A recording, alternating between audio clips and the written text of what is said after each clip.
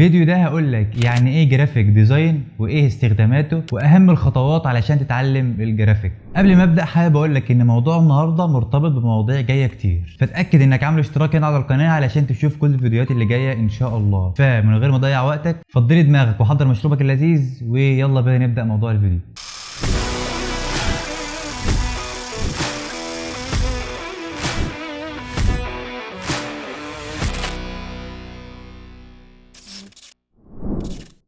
هو يعني ايه جرافيك ديزاين؟ كلمة جرافيك معناها الرسوم البيانية، وهو نوع من انواع الفن بيستخدم لانشاء الصور والرسومات علشان توضح وتوثق المفاهيم والافكار والبيانات في مختلف المجالات زي الاعلانات والاعلام والتعليم والتسويق والتكنولوجيا وغيره كتير. ايه الكلام الكبير ده؟ انا برضو مش فاهم. بص يا سيدي، بالبلدي كده وبكل بساطة عبارة عن انك بيتعلم برامج او ادوات معينة، ومن خلال البرامج دي بتقدر تحول الخيال او الافكار لفيجوالز او عمل مرئي علشان توصل بيها رسالة معينة لناس معينة. ده بيحصل من خلال الاعلانات والمطبوعات والتغليف وافلام الجرافيكس وال3 دي، ويعتبر الجرافيك اداة قوية جدا للتعبير وتوصيل الافكار. طيب بنستخدمه في ايه بقى؟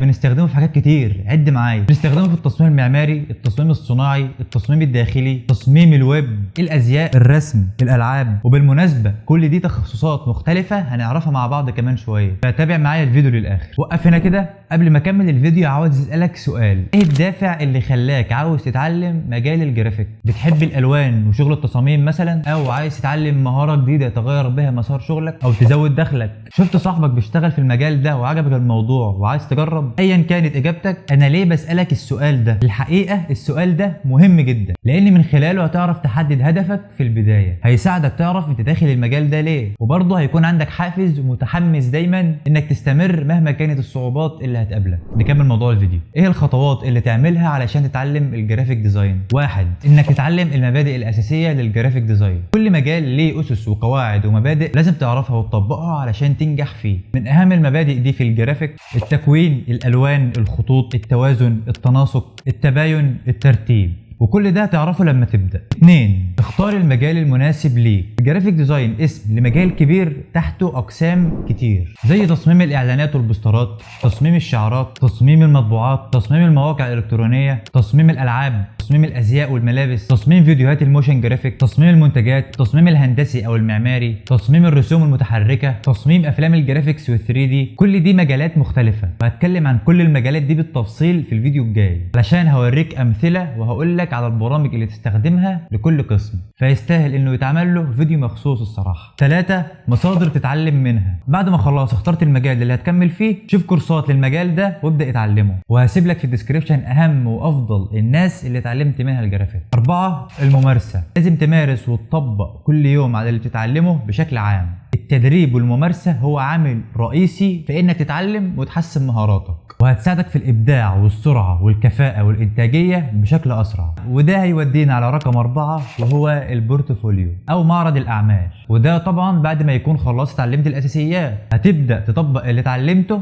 في مشاريع وافكار. طيب انا لسه ما اشتغلتش ومش عارف اجيب افكار منين؟ ما تخافش يا صديقي، انا اكيد مش هسيبك في حاجه زي دي. هسيب لك موقع في الديسكريبشن. الموقع ده بيقترح عليك افكار خاصه بمجالك، تقدر من خلالها انك تطلع افكار وشغل كويس. جربه وادعيلي. لو طبقت كل الكلام اللي قلته ده، فاحب اقول لك مبروك عليك يا صاحبي، انت كده بدات اول سلمه في عالم الجرافيك ديزاين. ولكن دي البدايه لسه. هقول لك على كام نصيحه علشان تقدر تطور من نفسك بشكل اسرع. النصيحه الاولى: ما تتحركش انك تسال. يعني لو في اي حاجه انت مش فاهمها، التركايه دي اتعملت ازاي، اسال فيها الخبراء او الناس الاعلى منك في المجال. وتقدر تعمل كده بكل بساطه بانك تنضم على جروبات المصممين على الفيسبوك او جروب التليجرام بتاعنا مثلا، وبرضه في جروب للفيسبوك لينا برضه، فهسيبه لك في الديسكريبشن. تاني نصيحه: اعمل تغذيه بصريه كتير من على موقع بيهانس او فريبيك او شاتر ستوك او دريبل او بنترست، والتصميم اللي يعجبك قلده. التقليد مش عيب خالص، لو قلدت التصميم بالظبط فانت كده فعلا بتعرف تستخدم التولز او الادوات. ولكن في حاجه مهمه هنا، ما تقولش ان الديزاين ده بتاعك انت مقلده. ممكن تشاركه وتاخد راي الناس فيه، ولكن تذكر صاحب الديزاين الاساسي او صاحب الفكره الاساسيه، لكن ما تنسيش التصميم الاساسي او الفكره الاساسيه ليك انت، ده ما ينفعش. ثالث نصيحه: قلد بطريقتك انت. ولو قرأت كتاب اسرق كفنان هتفهم قصدي. يعني ممكن تاخد كونسيبت الفكرة ولكن تطبقها بطريقتك وبخيالك انت. وبس كده يا صديقي، الفيديو ده كان مطلوب مني من ناس كتير جدا، فكان لازم يتعمل عليه فيديو. وزي ما قلت لك هسيب لك جروب التليجرام وفيسبوك في الديسكريبشن، ممكن تدخل تسألني او تسأل اي حد معانا في الجروب وهيرد عليك. ولو الفيديو فعلا استفدت منه وشايف انه هيفيد غيرك فممكن تشيره، ممكن تعمل لايك سبسكرايب، تشير الفيديو عشان غيرك يستفيد. وبس كده، كان معاكم كمال وحيد وسلام.